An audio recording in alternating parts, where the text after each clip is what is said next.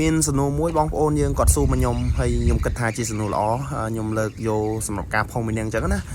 បងប្អូនគាត់សួរមកខ្ញុំថាបងតកតងជាមួយនឹងការលេងជាមួយនឹងដង casting ហើយនឹងដងធំតើមួយណាស្រួលជីកលេងជាងអញ្ចឹងណាស្រួលយកត្រីជាងកន្លែងនេះខ្ញុំអាចឆ្លើយបានទេបងប្អូនអាស្រ័យលើការចូលចិត្តអាស្រ័យលើតិចនិចរបស់អ្នកលេងនីមួយៗអញ្ចឹងបងប្អូនគាត់ថាពី recommend ពីខ្ញុំគឺខ្ញុំ recommend ឲ្យបងប្អូនចេះលេងទាំងពីរអញ្ចឹងណាដូចវីដេអូនេះគឺខ្ញុំបានលេងបណ្ដាកូនដង2អញ្ចឹងណាដង casting ប្រវែង 2.11 ម៉ែត្រហើយនឹងដង Shimano ATK ប្រវែង 405 មួយអញ្ចឹងណាអញ្ចឹងយើងជាអ្នកបបកត្រីអាចថាយើងចេះលេងទាំងអស់ល្អអញ្ចឹងណាបងប្អូនពូសារថាសម្រាប់ទីតាំងខ្លះវាទាមទារយើងលេងដងទូចហើយទីតាំងខ្លះលេងដងធំល្អអញ្ចឹងណាបងប្អូនអញ្ចឹងសូមបងប្អូនទៅទស្សនាវីដេអូនៃការយកត្រីរបស់ខ្ញុំទាំងអស់គ្នានៅអាងស្ពែងថ្មជើងទី2អរគុណច្រើនអាសូវបានធំៗបានត្រីប្រហែលជា4គីឡូ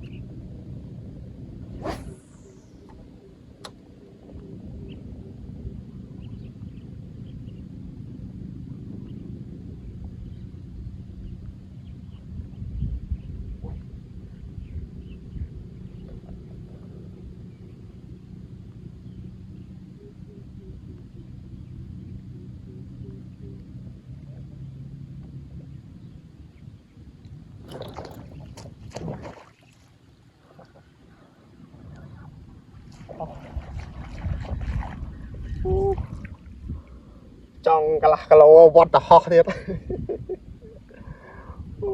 អែមស្នេហ៍ដាក់ជ្រុលដៃមិនជ្រុលដៃដងធំជ្រុលដៃអកអើមក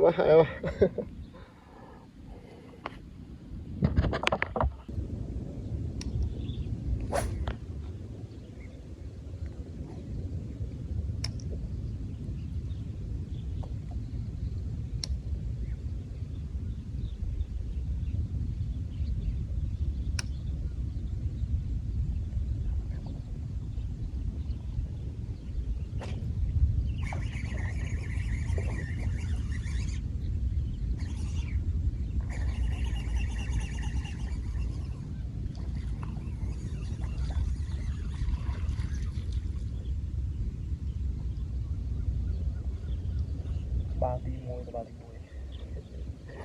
number one អែមកអស់មួយទៅខំ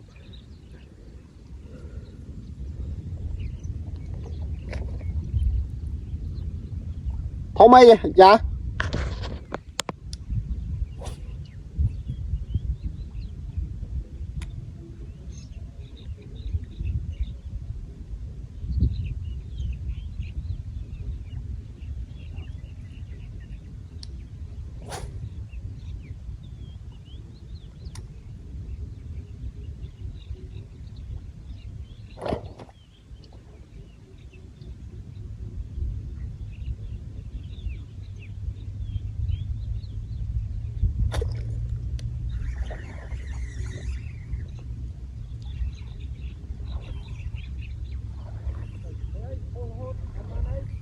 បានពីរ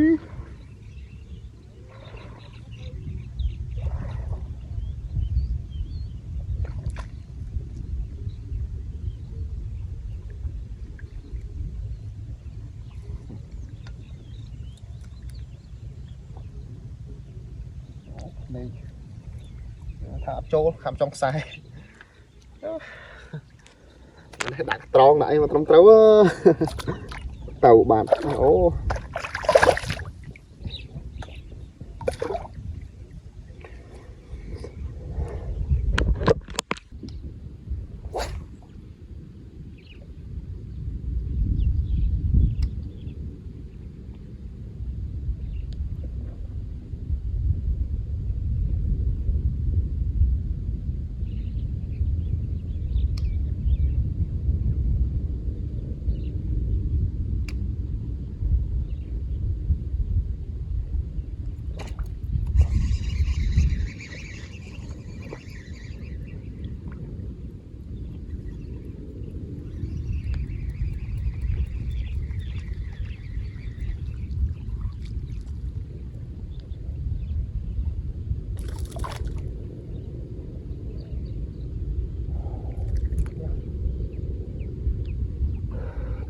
đi phòng vườn dạ mà ngân hàng bên tây thông sao tức chui tây qua tìm bố đây qua tìm bố